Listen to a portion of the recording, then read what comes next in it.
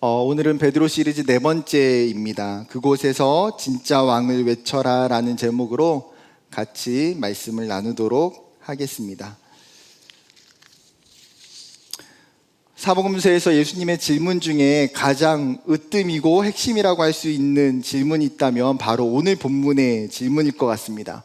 사람들이 인자를 누구라고 하느냐, 사람들이 나를 누구라고 생각하느냐라고 하는 이 질문이에요. 여러분, 이 질문은 오늘 본문에서 뿐만 아니라 사복음서에 걸쳐서 굉장히 여러 차례 등장하는 것을 보게 됩니다. 세례 요한도 자신의 제자들에게 뭐라고 말합니까? 예수가 누구인지 알아보게 하죠. 또 갈릴리에서 침상을 메고 온 중풍병자를 치료하고 나서 서기관들과 바리새인들이 뭐라고 이야기합니까? 저 예수가 누구냐라는 거예요. 바리새인의 집에서 예수님께서 식사하실 때에 죄 지은 한 여인이 예수님께 와서 향유를 붓자 예수님께서 그 여인의 죄를 사하여 주십니다. 그때 바리새인들이 뭐라고 말합니까?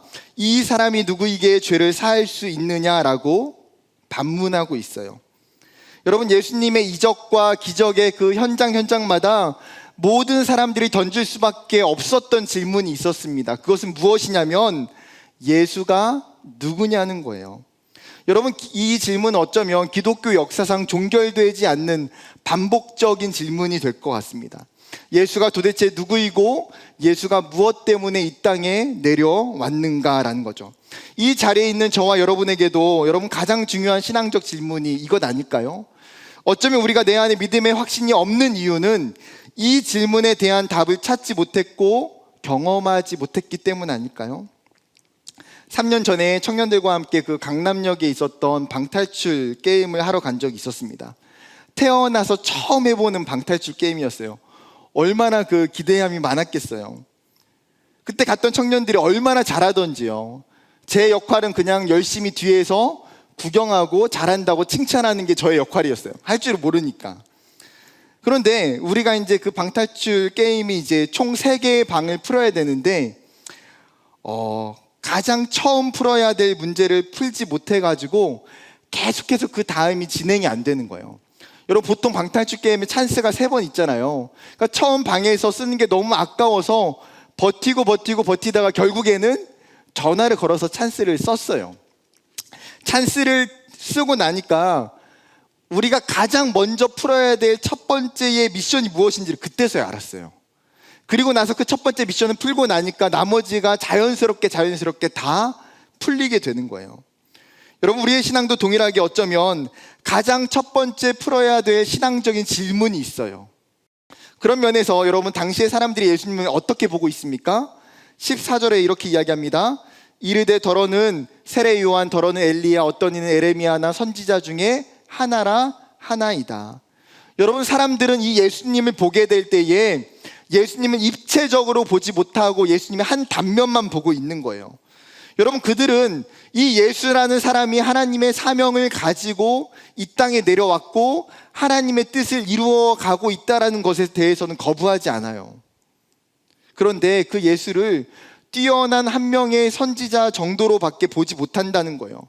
눈에 보여지는 수많은 이적과 수많은 그 기적 가운데에 예수를 따르고 예수를 좋아하지만 그것은 예수님의 한 단면에 불과해요. 여러분, 이 대답 속에서 우리가 한 가지 중요한 적용을 발견할 수 있는데 결국은 무엇이냐면 바로 나는 예수를 어떻게 생각하느냐는 거예요. 그러면 나는 예수를, 여러분, 이 자리에 앉아있는 모든 청년들은 아마도 한 명도 예외 없이 대부분 예수가 누구인지 알 거예요. 주일학교를 통하여서 또 예배를 통하여서 이미 예수님에 대해서 많이 들었을 거예요. 마치 이 당시에 유대인들이 예수님의 그 기적과 예수님의 이야기들을 소문을 통해서 들었던 것처럼. 그런데 그것이 전부가 아니라는 거예요. 여러분, 여러분이 예수님을 정말 정확히 알고 있습니까?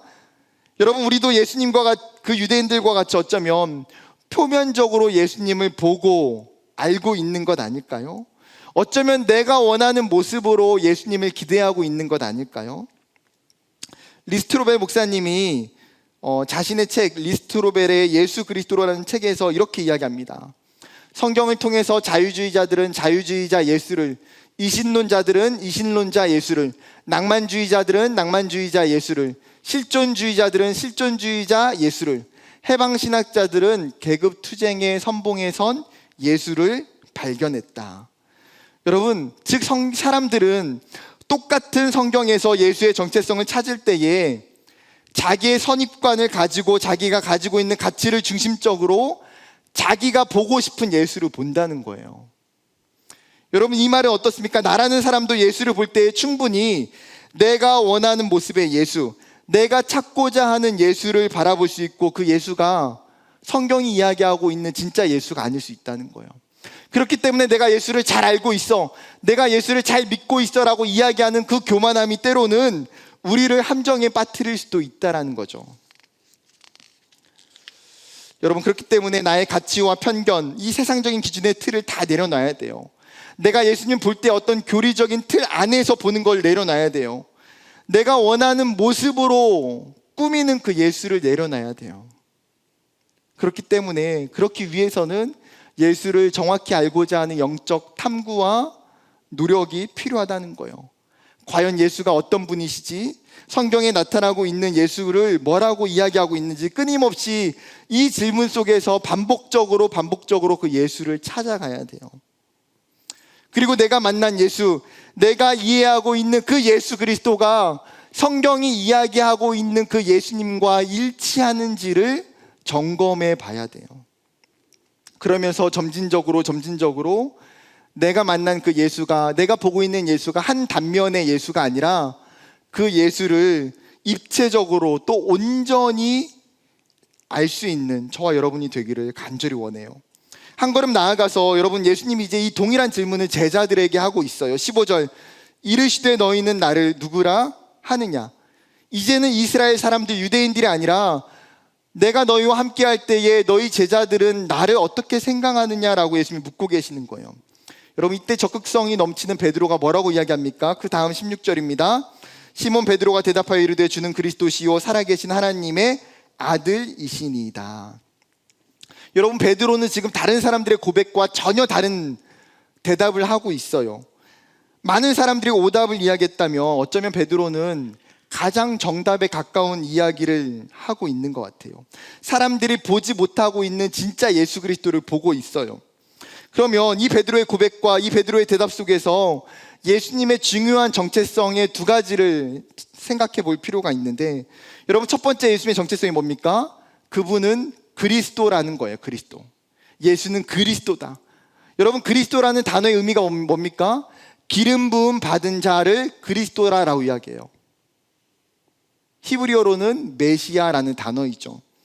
여러분, 구약에서 기름 부음을 붓다라는 것은 왕이나 제사장이나 선지자와 같은 특별한 직분들을 구별하기 위해서 하는 상징적인 행위가 기름이 붓는 거예요.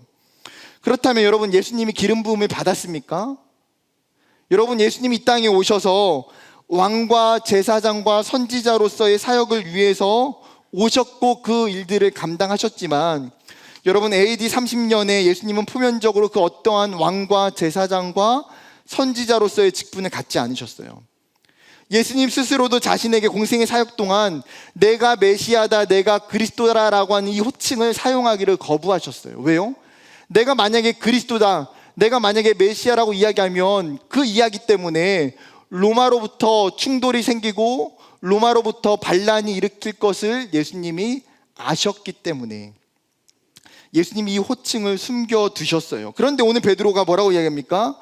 베드로는 예수님이 숨겨놓았던 그 자신의 정체성을 정확히 고백하는 거예요. 예수 그리스도가, 예수님이 그리스도이고 예수님이 이 땅에 기름 부으심을 받은 메시아고 예수님이 이 땅의 진정한 왕이십니다라고 고백하고 있는 거죠. 베드로의 두 번째 정체성은 뭐라고 이야기합니까? 살아계신 하나님의 아들이라고 베드로는 예수님을 고백하고 있어요. 이 호칭은 구약에서도 신약에서도 종종 등장해요. 구약에서는 하나님의 구별된 백성들과 천사들을 부를 때에 이 호칭이 쓰여져요. 신약에서는 예수 그리스도를 부를 때에만 거의 이 호칭이 사용돼요. 즉, 살아계신 하나님의 아들이라는 이 호칭, 하나님과 예수 그리스도가 어떤 관계인지를, 예수님 자신도 하나님과 자신의 관계를 특별하게 부자지간으로 인식하고 있어요. 그분이 나의 하나님이고 내가 그분의 아들이다. 마태복음 11장 27절에 이렇게 이야기합니다. 내 아버지께서 모든 것을 내게 주셨으니 아버지 외에는 아들을 아는 자가 없고 아들과 또 아들의 소원대로 계시를 받은 자 외에는 아버지를 아는 자가 없느니라. 여러분, 여기서 예수님이 이야기하고 있는 아들이라는 것은 무엇입니까? 하나님이 이 땅에 창조하셨던 모든 창조적인 창조품으로서의 사람, 인간적인 아들을 이야기하는 게 아니에요. 하나님의 유일한 독생자, 본질적으로 태초부터 존재하셨던 통치자이신 하나님의 아들로서 그 하나님과 동일한 권한과 신적 능력과 신적인 힘을 가지고 있었던 그 예수님을 하나님으로 인정하고 있는 고백이에요. 예수님은 하나님의 아들이시고 아들이신 그분 자체가 곧 하나님이신 분이라는 거예요. 사랑하는 청년 여러분, 베드로의 이 놀라운 고백과 이 신앙이 여러분 우리의 고백과 우리의 믿음이 되기를 원해요. 우리의 삶 속에서 예수 그리스도를 단순한 종교적인 지도자, 단순히 도덕적으로 성품적으로 온전한 분, 때로는 존경하고 본받기에 합당한 위인 정도가 아니라 여러분, 예수를 어떻게 믿어야 됩니까? 그 예수가 내 인생의 주인으로, 그 예수가 나의 죄를 해결해 주실 수 있는 유일한 그리스도이자 메시아로, 그 예수 그리스도가 나의 구원자 되시고 그 예수님이 살아계신 하나님이심을 우리가 확신해야 돼요. 여러분, 베드로의 눈을 통해서 우리는 계속해서 이 예수님을 바라보고 있는 거예요. 여러분, 우리가 계속해서 베드로의 고백들을, 베드로의 말씀들을 통해서 보고 있는 예수는 어떤 분이에요? 그 예수님이 이 땅에 오신 어린 양 예수예요. 그 예수님이 이 땅에 오신 메시아 예수예요. 지난주에 살펴보았던 것처럼 그 예수 그리스도는 풍랑조차도, 자연의 모든 만물조차도 잠잠케 하시고 통치하시는 전능하신 하나님이세요. 성경이 끊임없이 보여주고 있는 이 예수님을 우리가 정확히 알기를 원해요. 그리고 그 예수님을 성경에 있는 예수가 아니라 베드로의 고백처럼 나의 예수로 만나는 은혜가 있기를 간절히 축복합니다. 예수님이 이 베드로의 고백이 이 대답을 원하셨어요. 그렇다면 끝일까요? 오늘 제가 여러분과 나누고 싶었던 이야기는 이제부터예요. 이제부터. 여러분, 오늘 본문에는 예수님의 숨겨진 의도가 한 가지 있어요. 이 본문을 정확하게 이해하기 위해서는 이 본문이 가지고 있는 다른 말로 이야기하면 이 본문이 가지고 있는 배경을 찾아야 돼요. 13절을 함께 읽어볼까요? 13절 말씀 시작. 예수께서 빌립보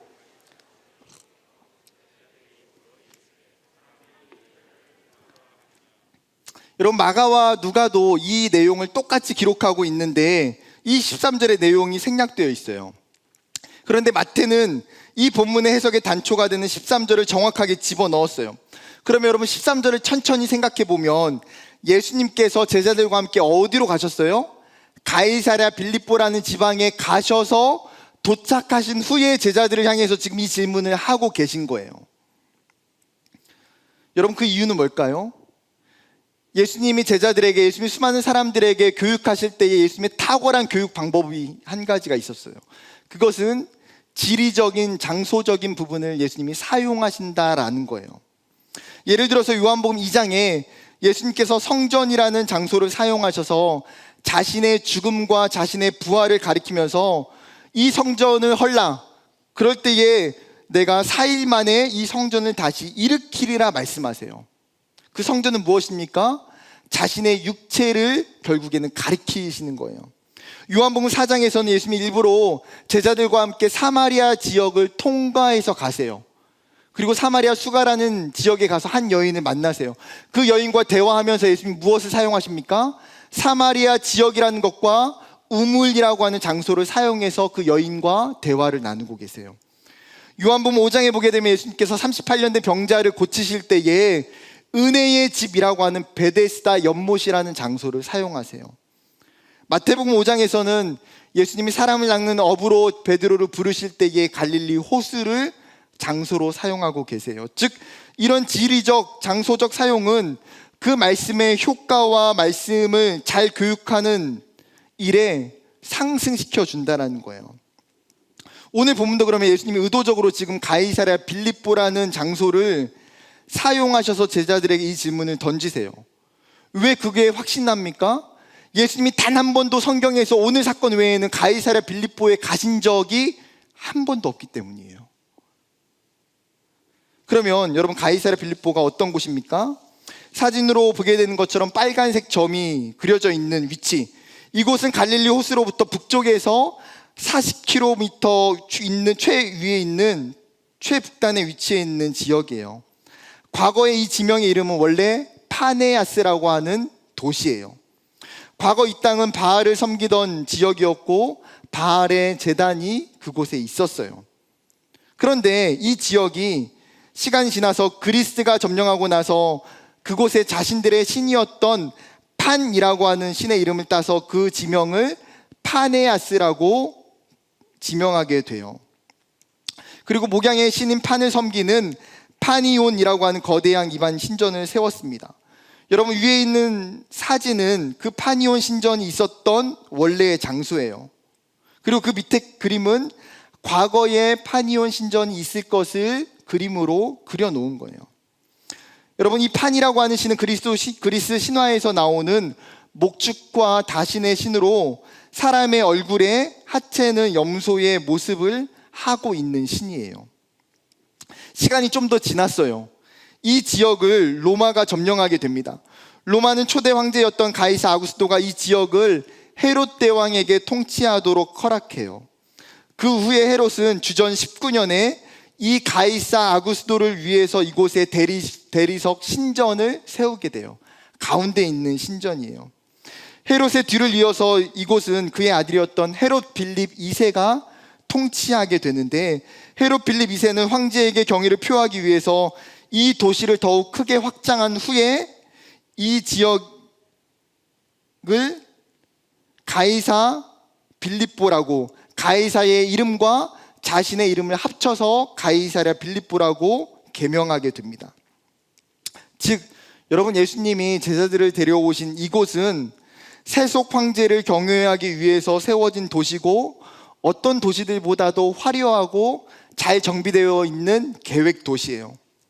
당시에 판을 섬기는 이 파네온 신전이 있었는지는 알 수 없지만 분명한 것은 뭐는 있었겠어요?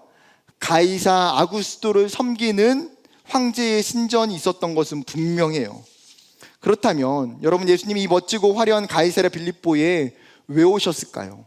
관광하기 위해서 오셨을까요? 아니면 이곳에 있는 사람들에게 기적을 베풀기 위해서 오셨을까요?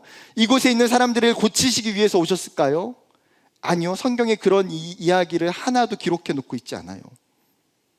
제가 2017년과 2019년에 청년들과 함께 미얀마 만달레이라는 지역으로 아울리치를 다녀온 적이 있어요. 일주일의 사역을 마치고 나서 1박 2일 누림의 시간을 갖게 되었는데, 만달레이에서 차로 4시간 거리에 있는 바간이라고 하는 도시로 땅밟기를 다녀왔어요. 이 바간이라고 하는 곳은 AD 874년부터 1287년까지 원래 고대 미얀마의 수도예요, 수도. 유네스코 세계유산에 등재되어 있으며 세계 3대 불교 유적지 중에 한 곳이에요. 그 이유는 이곳이 5,000개의 불탑이 세워져 있고 지금도 그 중에 2,300개가 여전히 남아있어요. 말 그대로 세계 최대의 불탑의 도시예요. 이 도시를 차를 타고 돌아다니고 청년들과 전기 오토바이로 한 명씩 다 나눠가지고 끊임없이 도시를 이렇게 돌아다니면서도 계속해서 보이는 것은 뭐냐면 도시 곳곳에 세워져 있는 수없이 많은 불탑들이에요. 일몰을 보는 언덕 위에서도, 일출을 보는 전망대 위에서도 그 광활한 대지 위에 세워져 있는 수많은 탑들을 보면서 탄성이 정말 절로 나와요. 1000년이 더 된 불탑들은 저마다 크기도 다르고 모양도 다르고 사용된 재료도 달라요. 굉장히 크게 세워진 불탑들은 왕인과 귀족들이 세운 불탑이에요.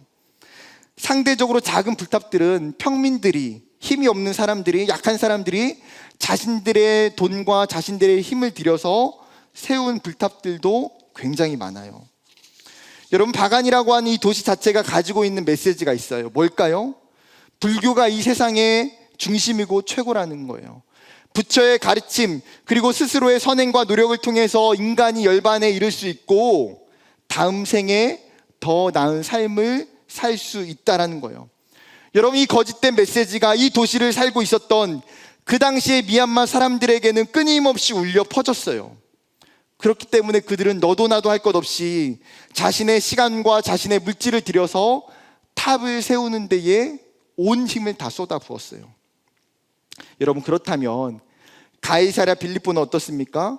황제의 신전이 있고 로마의 세속 황제를 칭송하는 가이사랴 빌립보. 이 도시는 소리내지 않지만 이 땅의 왕이 가이사다, 혹은 이 땅의 통치자가 헤롯 빌립이다라고 이야기하는 곳이에요.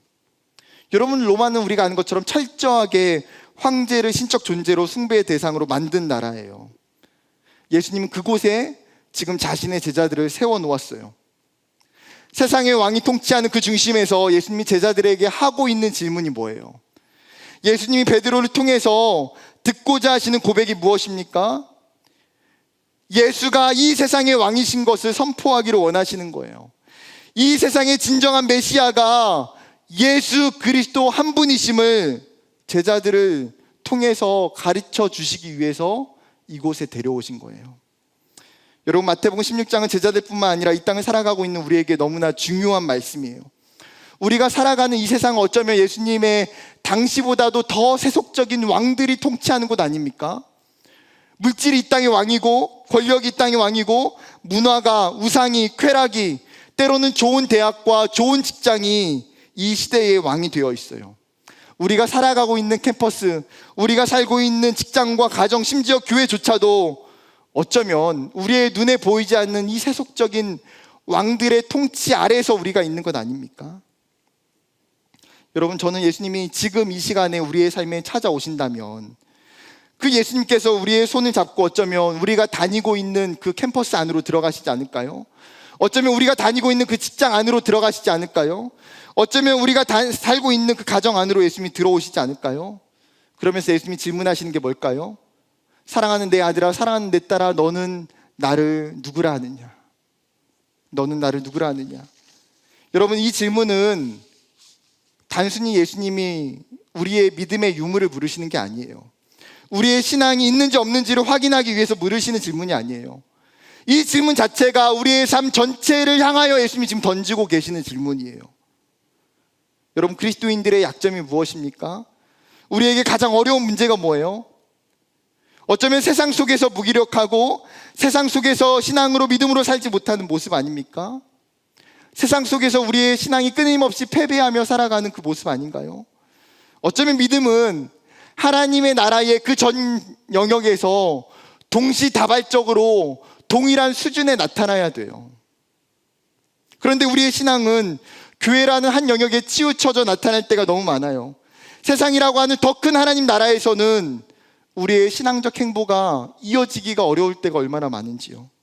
신앙적인 고백과 열심이 교회라는 곳에서는 예배 드릴 때에는 굉장히 높은 수준으로 나타날 수 있어요. 그런데 교회 밖의 영역에서는, 내가 살아가고 있는 세상의 삶의 영역에서는 그 신앙의 고백이 낮은 수준으로 떨어질 때가 있어요. 여러분, 다 우리는 느낄 거예요. 교회 안에서 신앙생활할 때 예수님 믿으면서 예수님이 왕이고 예수님이 내 삶의 주인이라고 고백하는 건 너무 쉬워요. 그런데 여러분, 세상 속에서 여러분이 살고 있는 캠퍼스와 직장과 그 가정 속에서 여러분, 예수님을 내 삶의 주인으로, 예수님이 그 직장의 왕이고 그 캠퍼스의 왕이라고 고백하며 살아가는 것은 쉬운 일이 아니라는 거예요. 여러분, 세상의 중심에서 우리의 신앙과 우리의 믿음을 숨기지 않고 확고히 드러내며 살기를 원해요. 하나님이 우리를 어떻게 부르셨어요? 하나님이 우리를 그 세상 가운데 빛과 소금으로 부르셨어요. 그런데 빛과 소금이 교회에서 소금, 교회에서 빛이라고 이야기하지 않아요. 예수님이 그 비유를 이야기하시면서 너희는 세상의 소금이고 세상의 빛이라고 이야기하세요. 맛을 잃은 그 세상 가운데 복음의 맛을 내게 하는 소금으로, 어두운 세상 가운데에 환한 빛을 드러내는 빛으로, 어쩌면 일주일의 시간, 우리에게 가장 많은 시간을 보내는 그곳도 하나님의 나라이고 하나님의 세상이라는 사실이에요. 여러분이 살아가는 곳이 어쩌면 가이사랴 빌립보와 같을지 몰라요. 세상의 왕이고 세상의 중심인 그곳 가운데에 하나님이 여러분을 세우시기를 원해요. 그리고 그 땅 가운데 예수를 외치며 그 땅을 바꿔가기를 원하세요. 그러면 어떤 마음이 우리에게 필요합니까? 어떠한 적용이 우리에게 필요할까요? 첫 번째는 예수님이 내가 있는 캠퍼스와 직장과 가정의 주인이심을 붙들어야 돼요. 쾌락과 문화가 지배하고 학점과 스펙이 지배하고 돈과 물질이 지배하고 경쟁과 결과가 지배하는 그곳 가운데에 어쩌면 우리는 그곳을 그냥 세상이라고 치부해 버릴 때가 많아요. 교회와 캠퍼스, 교회와 직장을 너무나 쉽게 이분법적인 영역에 나눠 생각해요. 그러나 우리에게 필요한 개념이 뭡니까? 신학자 아브라함 카이퍼가 강조했던 영역 주권 사상이에요. 세상의 모든 영역 가운데 그리스도가 주인이 아닌 영역은 단 한 부분도 한 영역도 없다라는 거예요. 왜요? 하나님께서 온 우주의 창조주이시고 하나님께서 여전히 그분의 주권 속에서 모든 영역을 통치하고 계시기 때문에, 여러분, 그렇기 때문에 여러분의 대학의 시간도, 여러분이 일주일 동안 일하고 있는 그 직장의 모든 시간도, 그것도 하나님이 주인이심을 고백했으면 좋겠습니다. 우상의 도시에서, 우상의 나라에서 여전히 하나님이 나와 함께 하시고 하나님이 역사하시는 것들을 붙들면서 그 왜곡된, 잘못된 그 세상의 나라를 하나님의 나라로 바꿀 수 있는 저와 여러분들을 원해요. 두 번째는 나의 가이사랴 빌립보에서 예배자로, 예수의 제자로 살아야 돼요. 여러분, 예배자로 산다는 것은 캠퍼스와 직장에서 어떤 예배 형식을 갖추고 예배할 때만 예배자라고 말하는 게 아니에요. 하나님을 사랑하고 하나님과 친밀한 교제를 나누는 사람이 예배자예요. 내 삶에서 예수를 드러내고 예수를 이야기하고 예수를 따라가는 사람이 예배자예요. 바울이 로마서 12장 1절과 2절에 뭐라고 말합니까? 그러므로 형제들아, 내가 하나님의 모든 자비하심으로 너희를 권하노니 너희 몸을 하나님이 기뻐하시는 거룩한 산 제물로 드리라. 이는 너희가 드릴 영적 예배니라. 너희는 이 세대를 본받지 말고 오직 마음을 새롭게 함으로 변화를 받아 하나님의 선하시고 기뻐하시고 온전하신 뜻이 무엇인지 분별하도록 하라. 여러분, 하나님이 우리에게 말씀하시는 게 뭐예요?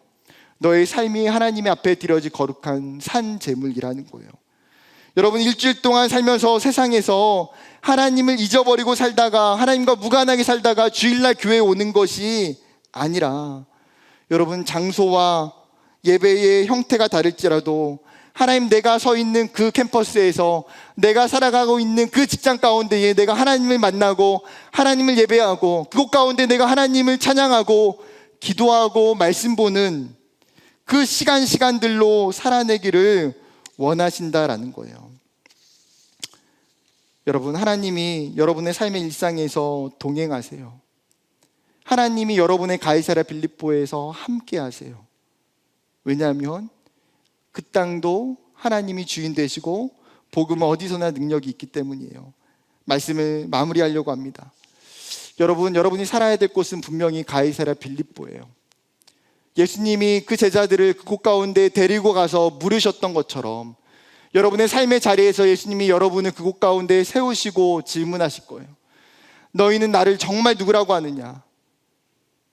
그곳 가운데에 여러분, 우리의 믿음과 우리의 신앙도 하나님, 내가 살아가는 모든 영역 가운데에, 교회뿐만 아니라 하나님, 내가 살고 있는 직장 속에서도, 하나님, 내가 공부하는 그 캠퍼스 가운데서도, 하나님, 이 가정 가운데에도 하나님 나의 왕이시고 하나님 나의 주인이시고 하나님 나의 전부 되십니다라고 고백하며 살아갈 수 있는 저와 여러분 되기를 주님의 이름으로 축복합니다.